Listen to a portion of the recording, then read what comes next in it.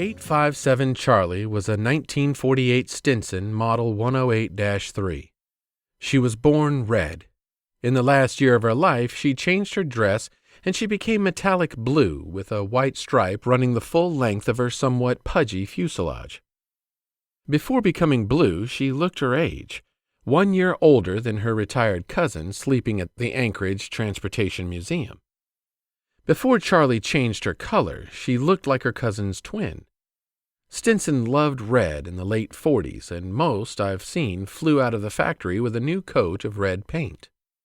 Over time, parked at airports without shade and flying into the sun, Charlie's red faded into an oxidized maroon.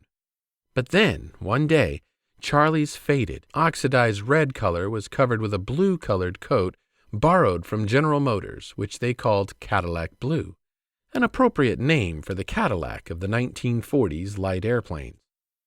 Winter descended on Alaska's fall hunting season, and 857 Charlie started wearing 7-foot-long skis instead of the oversized tires she usually sported. The skis were made of wood, and the natural weathered sawed lumber look was not complementary to Charlie's new bright color.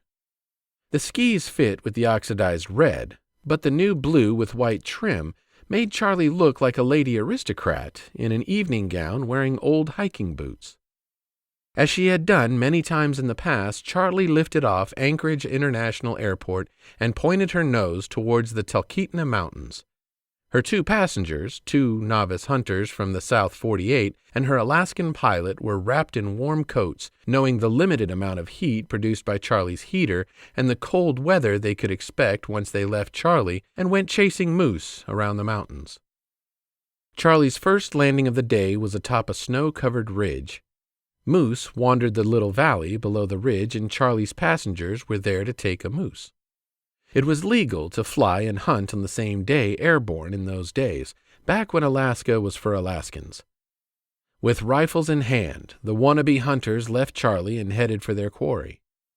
Charlie's pilot pointed her nose into the wind and pushed her throttle in all the way. Charlie responded with vigor. Now, free of 2/3 of her ground-hugging weight, she was airborne within seconds of receiving the go command. Charlie circled low and settled into the snow, lying lightly on a small frozen lake near the hunter's moose. There had been some bumps on landing and takeoff on the ridge and repeated on landing on the lake. Somewhere, either on the ridge top or on the lake, the spring holding Charlie's tail wheel in place broke, and the wheel flopped loosely, dragging along in the snow. Charlie's pilot, using a piece of iron wire and the handle of a 3/8-inch open-end wrench and a wrapping of duct tape, put the spring back into place to accommodate one more takeoff before permanent repairs could be handled. Usually, Charlie's pilot would take off empty from such surroundings before allowing people inside the cabin, but with the crippled tailwheel, the unsuccessful moose hunters, with their coats, boots, and guns, were stuffed in, and Charlie's engine roared in response to gas vaporing in the carburetor when the pilot pushed the throttle. Most times, Charlie lunged when the propeller's speed wound to 3,400 RPM, but this time she lounged in the snow just a bit. By the time she was airborne, too much of the small lake was behind her, not enough distance separated her from the ground, and tall trees seemed to get taller and grow ski-grabbing branches. First one ski, then the other, and Charlie's pilot realized this was Charlie's last flight, and the best thing to do was to cut the power, control the crash, sacrifice Charlie's wings to trees, and protect the people carrying fuselage. Charlie gave up hard, but in losing her wings she saved her passengers, and she died with dignity. Had she been able to hear, she would have heard her pilot explain the reason he had guided her to such a twisted end. I just ran out of airspeed, altitude, and ideas, all at once.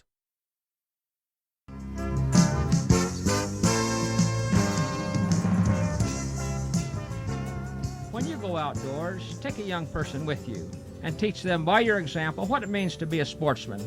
Behind the wheel or in the boat or on the road or in the lake, take the high trail and practice ethics of fair chase.